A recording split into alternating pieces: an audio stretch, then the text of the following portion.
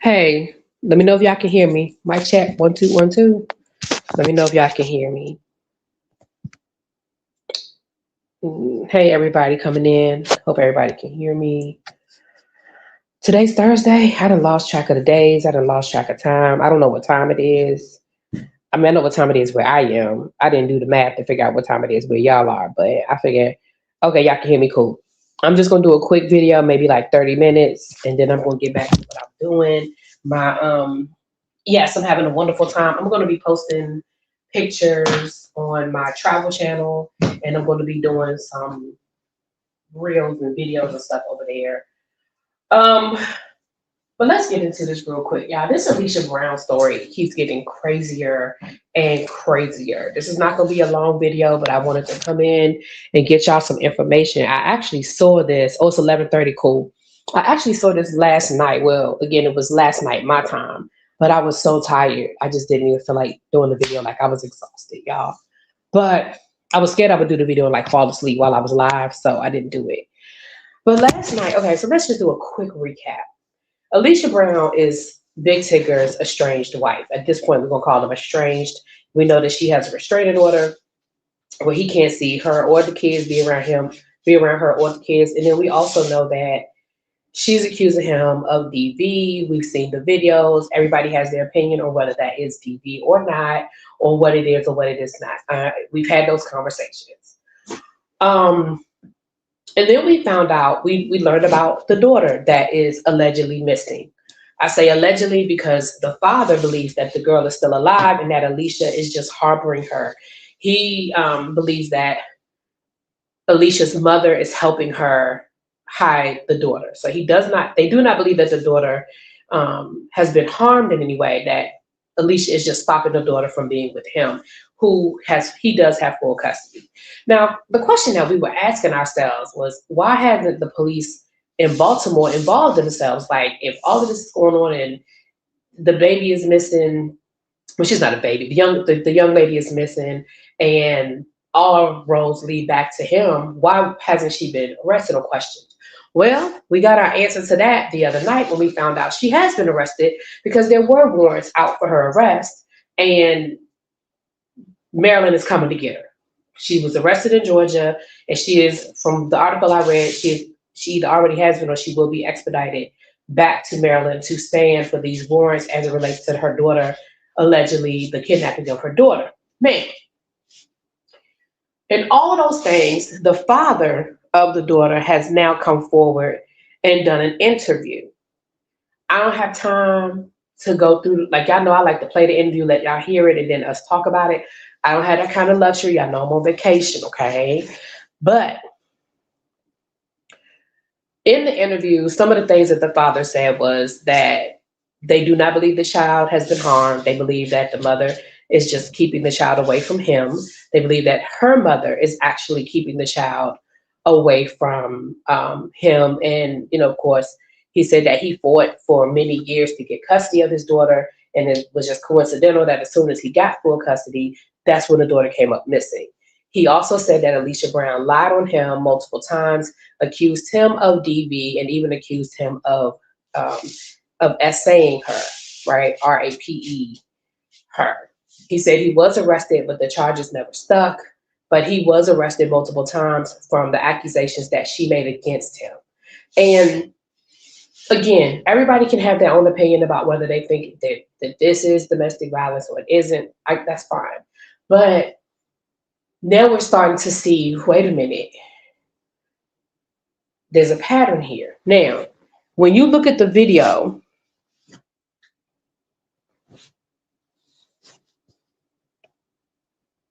wait a minute, hold on.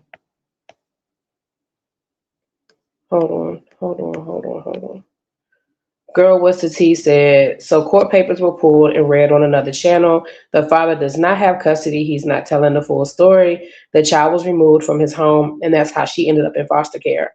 Okay, so tell me what channel that was so I can go watch that video, please. Let me know what channel that was read on, so I can go watch that channel, please. So,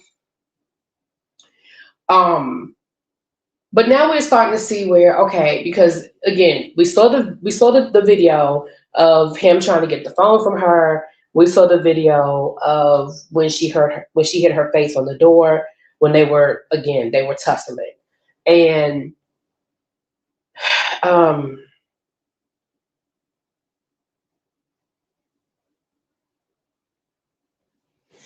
yeah, I just want to know what channel it was. If you could tell me what channel it is so I can go hear it for myself. I appreciate that. So with that being said, I'm telling y'all my opinion. When I saw that video of Tigger trying to get the phone, I thought it was a lot going on in that video. I felt like she was doing a lot. I felt like the son was doing a lot. And I'm not blaming the child. I'm blaming the adults for putting that child in that situation. But I felt like she was doing a lot with the screaming and the hollering and the rolling around on the floor and the Tigger stop, Tigger stop. If this was anybody else, you wouldn't be doing this. And then the son yelling, Mr. Tigger stop, Mr. Tigger stop. Like it just looked like a lot going on in that video. Um, and I'm not here. I'm no longer going to debate with anybody. Well, I guess I'm no longer, but right now I'm not debating whether it was or it wasn't.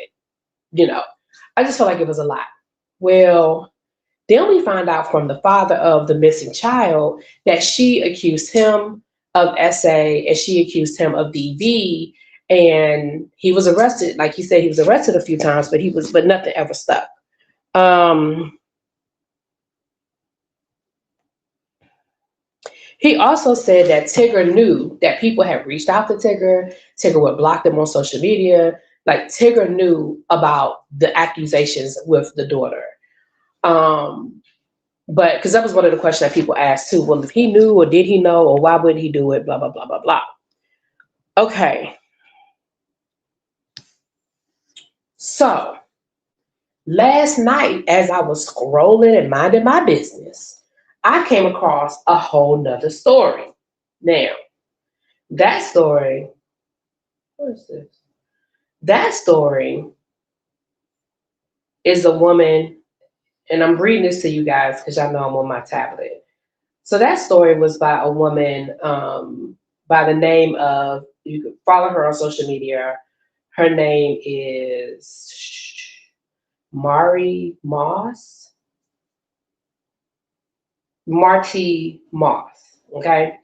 Martimoss. Oh, and the other thing is Big Tigger's wife she has the paperwork she filed was in Charlotte, like in North Carolina, but they live in Georgia. So that was interesting. Now, Marty Moss, she posted on her Instagram last night, and I believe the Neighborhood Talk has picked it up now, but it was posted on her Instagram last night. And it said, I'm gonna read y'all what it said. It said, please share. I'm looking for a pro bono Delaware attorney or innocence organization to review a case. My name is Martina Moss, and I'm asking for someone to take a fresh look at the case involving my son's father, Raymond Joyner. In 2015, he was arrested after a woman by Alicia Brown accused him of serious crimes at a hotel in Delaware.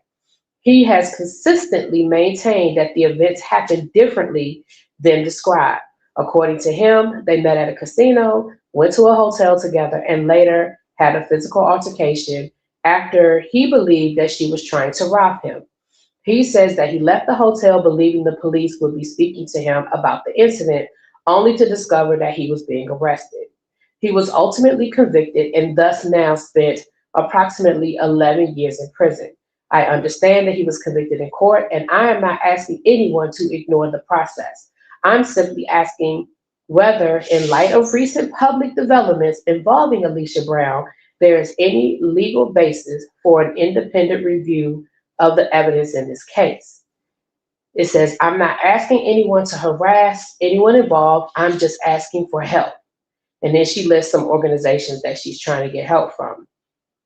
And she said, if you believe this is a case worth reviewing, or you know someone who may be willing to look at the court records and transcripts, please message me. I'm doing this for my son who has spent most of his life without his father. If there's nothing legally that can be done, I can accept that. But I want to know that every possible avenue has been explored. And it says, please share. So then the Raymond Joyner, he posted, I'm assuming he posted, this is an email or something like that. because a lot of stuff was blacked out. So I'm thinking it was from an email or something. So what he said was, this is coming from the guy that is in jail. He said, first of all, thank you for your evidence. Now, this is, according to Martina, this is prior to the incident with Tigger. This is prior to that. So he said, first of all, thank you for your efforts to clear my name. I can only hope this momentum can have an effect on me being released from here sooner than later. That is the ultimate goal for me, because I knew Shorty was crazy and this shit was fucked up. Everybody just went on living though like it was okay. And due to the fact that I don't live my life on the right side of the law, I had to have had something. Whole time I denied Shorty, so she set me up. She was thinking and I rolled out and came back hours later because I was still working, and she was calling me to come to her room. That's when the goofy shit started, and I left again. And while I'm checking out, she falls in the lobby on some movie shit, all beat up, and I'm like, huh? I'm waiting for the police in the lobby for 45 minutes. A guilty man doesn't do that. Anyway, I was just telling you that in visioning it again, like, damn, that's crazy how that happened. So that's just an excerpt from his own account of what happened. It sounds to me like maybe, because he said that they met in the casino. We know she liked the casinos because that's how she lost custody of her daughter. So we know she liked the casinos. But it sounds to me like maybe he was selling, you know what, and she called him, and that's why he went over there. And then he said, I went back because I was still working. So maybe he went back thinking, okay, she got her money now, and I'm about to go make this sale. That's what I took away from that. Now, in the police report, in the lawsuit, she has a pseudonym. So if you look at the lawsuit, it doesn't say Alicia Brown. It says another name with her initials. It says like Alice Bowman or something like that. So people were saying it's not the same person, but then when they found out, okay, it's an alias that they use, it is her. It's the same woman. So it sounds like, and again, y'all, I'm not here to say what somebody or has not gone through. Queen Sheba has a doc. She went live yesterday. Okay, I'll listen to Queen Sheba a little bit later on. Because I know Pam went over some stuff too. Yes, Really B, please go and watch. It's cray how much they were in court. And the father also has a brother who is an ex-offender living in the house where he and the daughter were living. Okay. Jay Nolan had messages from a friend of the son showing he was trying to get all his friends to put out videos saying Big Tigger was abusing his wife. Who is Jay Nolan? I don't know who Jay Nolan is, Andrew. She named another little girl the same name as the missing child. That child is approximately 4 years old. Alicia Brown is Lynn Whitfield's character from A Thin Line. That's what it sounds like.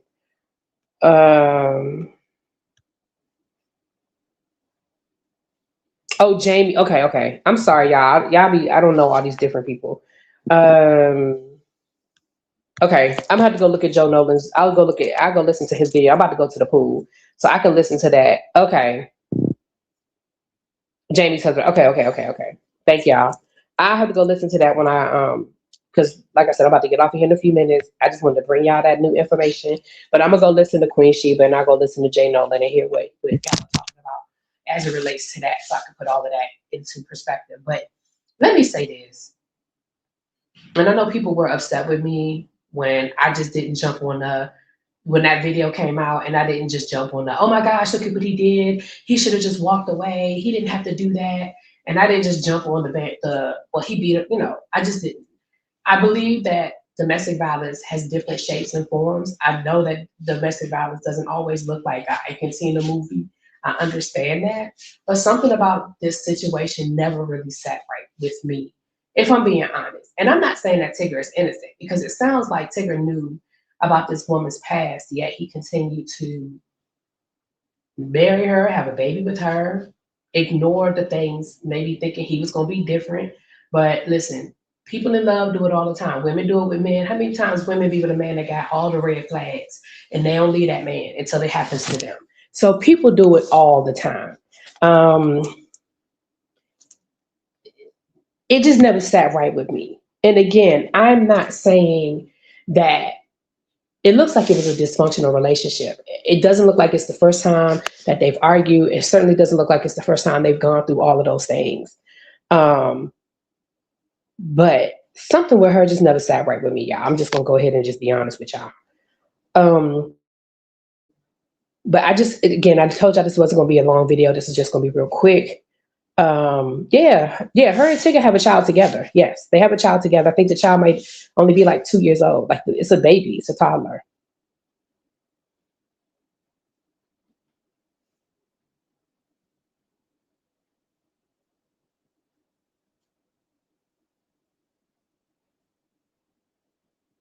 So I wanted to bring y'all that. I'm sure that, like I said, I saw the neighborhood talk picked it up, so I'm sure more information is going to come out. I do have the first page of the lawsuit from